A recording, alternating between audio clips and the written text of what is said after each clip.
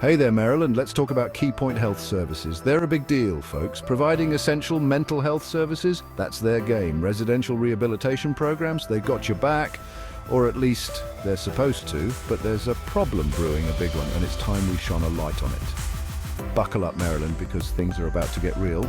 Now, we all know the importance of mental health. It's not a luxury, it's a necessity, and Keypoint, they're on the front lines battling this crisis every single day.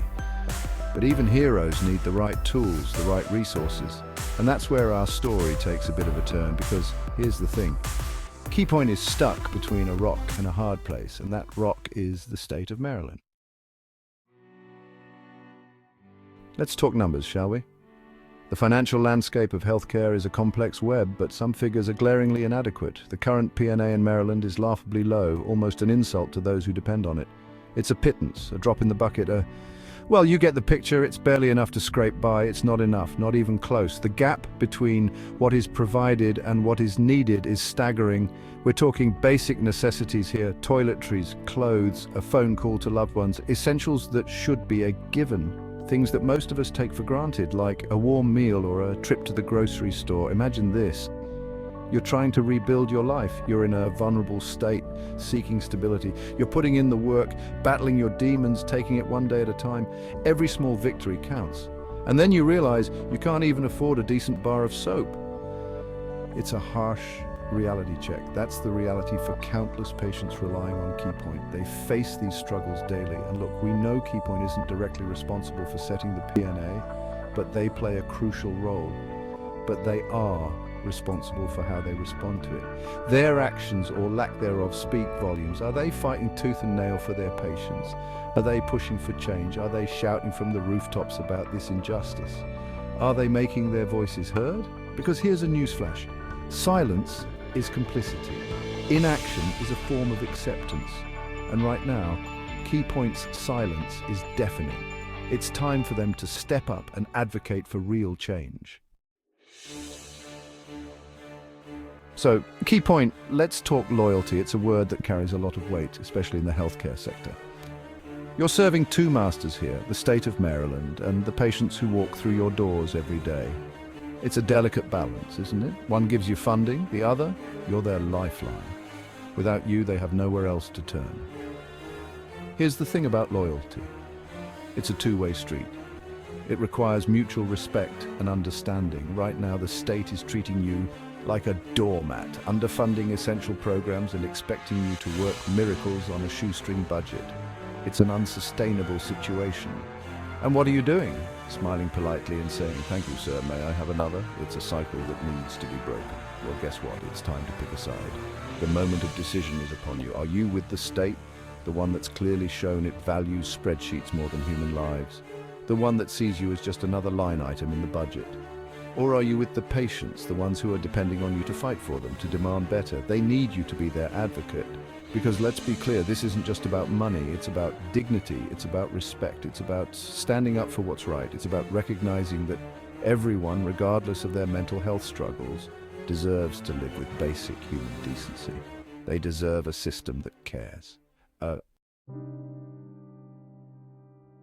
Section 4, $11. A drop in the ocean of need. Now, some folks might say, come on, John, isn't $11 enough? It's something, right? To which I say, are you kidding me? We're talking about people's lives here, people who are struggling to get back on their feet, and you're worried about 11 measly dollars? Let's break it down, shall we?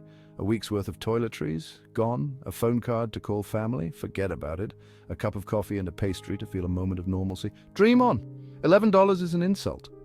It's a slap in the face to every single patient at Keypoint. It's a blatant disregard for their humanity, and frankly, it's embarrassing. Keypoint, you're better than this. Your patients deserve better than this. Section 5, a radical proposal, $2,000 for survival. So, what's the solution? Well, folks, it's time to get radical. We need a massive overhaul of the P&A system in Maryland. And when I say massive, I mean massive. I'm talking $2,000 a week per patient. John, you might be thinking, that's insane, outrageous, impossible. And to that, I say exactly, because the current system is insane. It's outrageous that we're forcing people to choose between their mental health and their basic needs. And it's impossible to rebuild your life when you're constantly worried about where your next meal is coming from. $2,000 a week might sound like a lot, but you know what's more expensive? Ignoring the problem, letting people slip through the cracks, treating mental health like it's some kind of luxury.